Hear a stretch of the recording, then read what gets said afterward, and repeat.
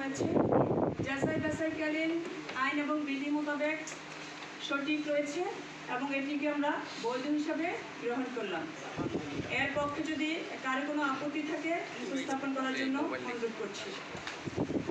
এখানে আমার পুলিশ বিভাগ রয়েছে, পিপি মহোদয়ের প্রতিনিধি রয়েছেন, অথবা অন্য কোনো সমর্থকের যদি কোনো আপত্তি বা কোনো প্রশ্ন থাকে।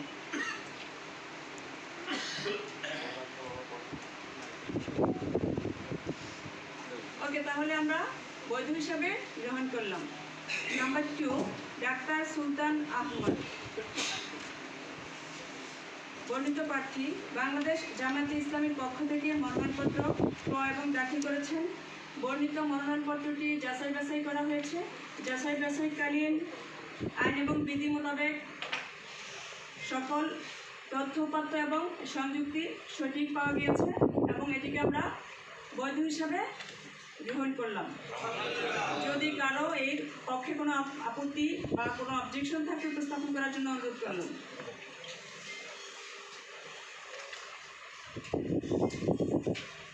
ওকে, এটাকে আমরা বৈধ হিসাবে গ্রহণ করলাম। নাম্বার 3, মোহাম্মদ আলাউদ্দিন আকাশ, আম জনতার দলের পক্ষ থেকে মনোনয়নপত্র দাখিল করেছেন। তার মনোনয়নপত্রটি যাচাই বাছাইকালীন দেখা যাচ্ছে গণপ্রতিনিধিত্ব আদেশ 1972 এর অনুচ্ছেদ 12(3) খ উপদফা 2 খ গ অনুযায়ী হলফনামায় তথ্য গোপন করায় এবং তিনি 2টি মামলার দোষী সাব্যস্ত হয় গণপ্রজাতন্ত্রী বাংলাদেশের সংবিধানের 66 নং অনুচ্ছেদ এর 2 খ অনুযায়ী ত্রয়োদশ জাতীয় সংসদ নির্বাচনে জাতীয় সংসদ সদস্য পদে প্রার্থী হওয়ার যোগ্য নন বলে বিবেচিত হয়েছে। এই মনোনয়নপত্রটিকে আমরা বাতিল বলে গ্রহণ করলাম। কারো কোনো বিষয় আছে? বর্ণিত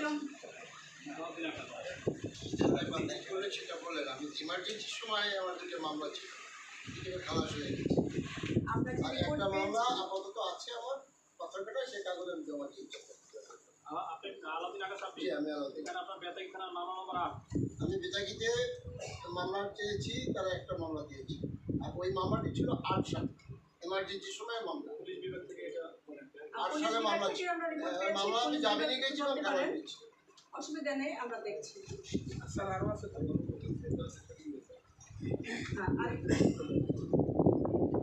আচ্ছা, আরেকটি বিষয় হলো হলফনামায় আপনি কিন্তু এই তথ্যটি গোপন করেছেন। আপনার যে মামলা